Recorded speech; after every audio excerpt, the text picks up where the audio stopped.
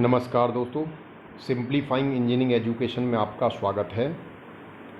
Analogue electronics और electronic component devices series के अंतर्गत आज के सेशन में हम वर्किंग ऑफ एनपीएन ट्रांजिस्टर का अध्ययन करेंगे।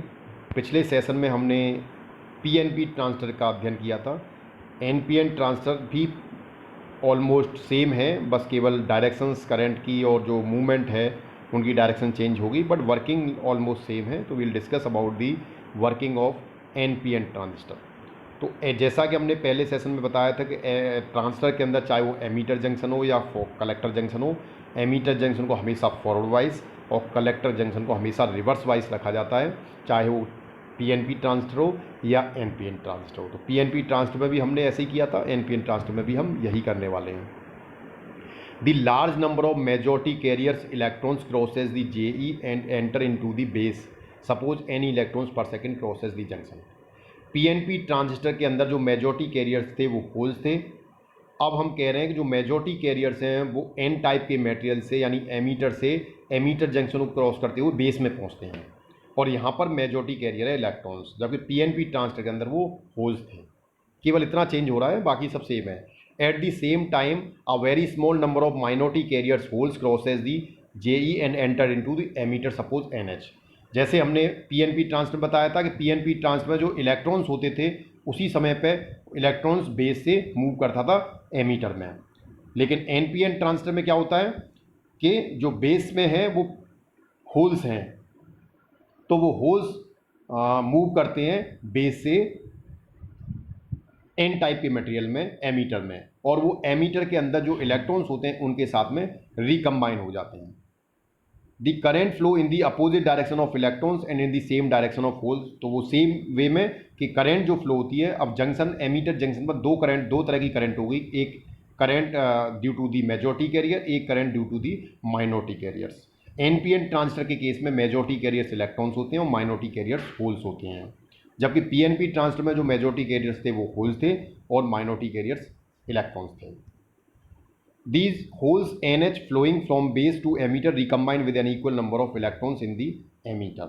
अब जो होल्स पी टाइप के मटेरियल से यानी बेस से मूव कर रहे हैं एमीटर में, वो एमीटर के कुछ इलेक्ट्रॉन्स के साथ में रिकम्बाइन हो जाते हैं। तो एक तरह से एमीटर में जो करंट है, जो इलेक्ट्रॉन्स हैं, वो लॉस हो जाता है कितने का, Ne प्लस NH का। जैसे वहाँ पर हमने कहा था Ne प्लस NH होल्स का लॉस होता है, यहाँ पर Ne प्लस NH इलेक्ट्रॉन्स का होता है। तो यहाँ देखें तो वहाँ पर हमने यहाँ पर जो मूवमेंट दिखाया वो होल्स का दिखाया था, वो एक ब्लैंक स्पेस था, सर्कल था। यहाँ पर जो मूवमेंट है that is for the electrons. तो यहाँ देखें तो NPN ट्रांजिस्टर है जिसमें N टाइप के मटेरियल से जैसे हम फॉरवाइज करते हैं, तो जो मेजॉरिटी कैरियर्स हैं इलेक्ट्रॉन्स हैं वो एमीटर से मूव करते हुए बेस में एंटर करते हैं। तो जो करंट का डायरेक्शन है वो इलेक्ट्रॉन्स के अपोजिट डायरेक्शन में होता है।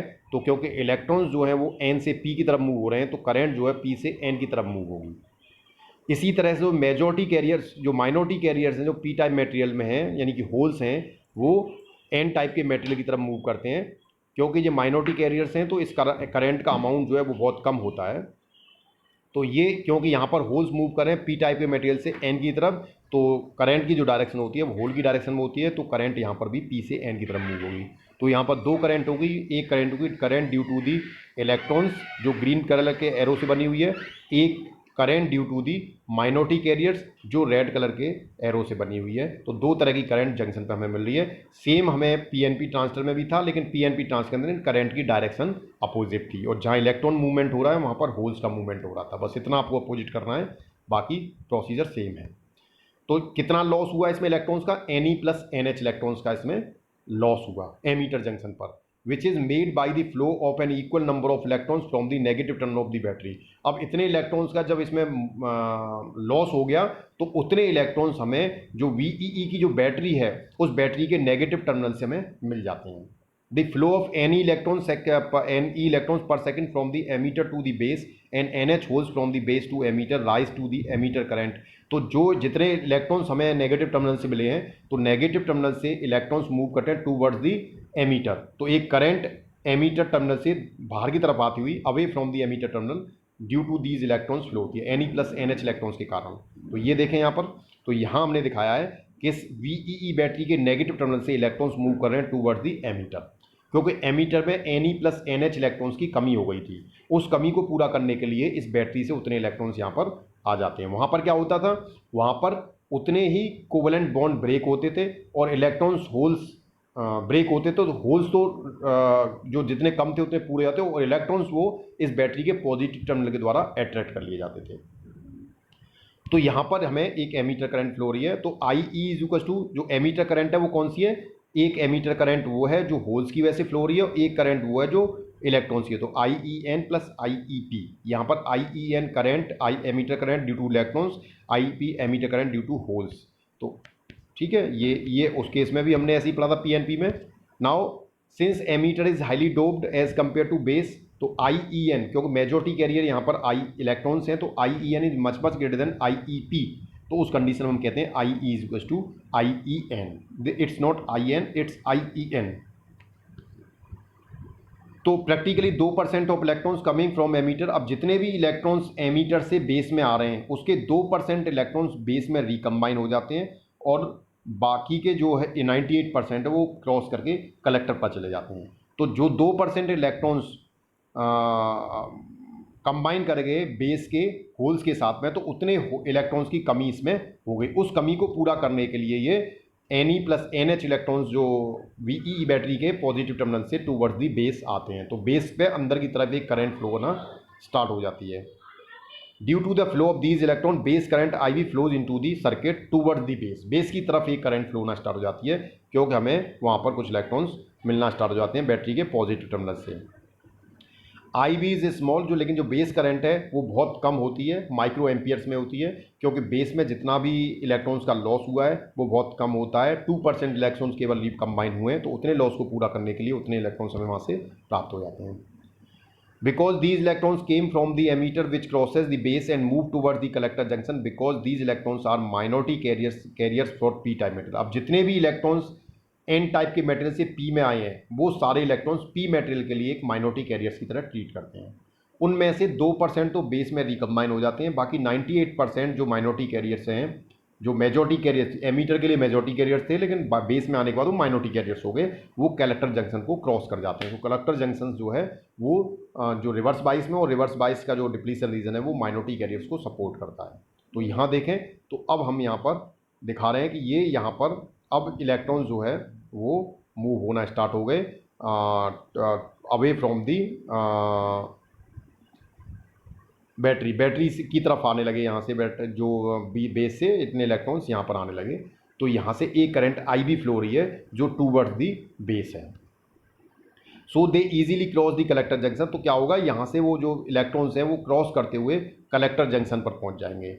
कलेक्टर जंक्शन पर पहुँच जाएंगे तो कलेक्टर जंक्शन पर जब इतने इलेक्ट्रॉन्स होता है, कलेक्टर जंक्शन में उतने इलेक्ट्रॉन्स क्या हो जाएंगे, एक्सेसिव हो जाएंगे, क्योंकि एमीटर से इलेक्ट्रॉन्स आ गए ऑलरेडी। ये इसमें माइनॉरिटी मेजॉरिटी कैरियर में इलेक्ट्रॉन्स थे, अब कुछ एक्स्ट्रा इलेक्ट्रॉन्स इसमें आ गए, तो उतने इलेक्ट्रॉन्स इस VCC बैटरी के पॉजिटिव टर्मिनल के द्वारा अट्रैक्ट कर लिए जाएंगे, तो उतना बैलेंस इसमें बना रहेगा, जिसकी वजह से कलेक्टर करंट फ्लो होगी।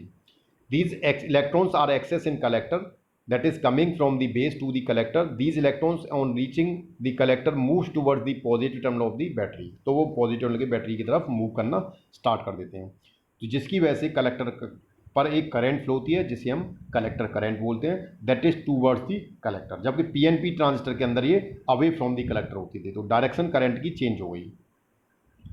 There is another component of current due to the minority carriers which are generated due to the thermal vibration in collector junction called reverse saturation current या लीकेज करंट, जिसे हम ICBO बोलते हैं, ये already हम देखते हैं।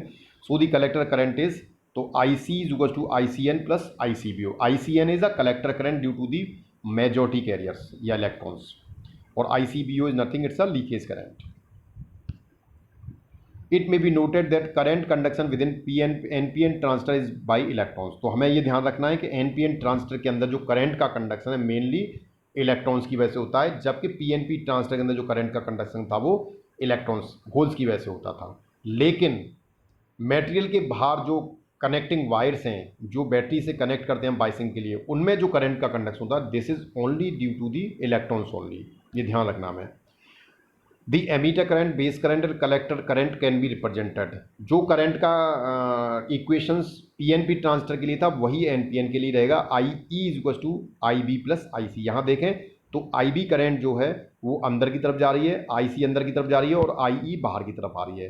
तो अगर हाँ यहाँ पर हम केसीएल लगाएं तो केसीएल कहता है the algebraic sum of all the currents entering at a particular node is equal to 0। तो किरचॉफ के करंट लॉ के अनुसार किसी पर्टिकुलर नोड पे आने वाली करंट जाने वाली करंट के बराबर होती है। तो यहाँ पर जाने वाली करंट, बाहर आने वाली करंट आई ई है और जाने वाली current I C plus I B है। तो I E is equal to I B plus I C. तो जो इक्वेशन हमें N P N P N P transfer के लिए भी थी वही same equation P N P transfer के लिए भी, एन पी एन ट्रांसफर के लिए भी वैलिड है। धन्यवाद। Thanks for watching the video. Thanks for your patience. धन्यवाद।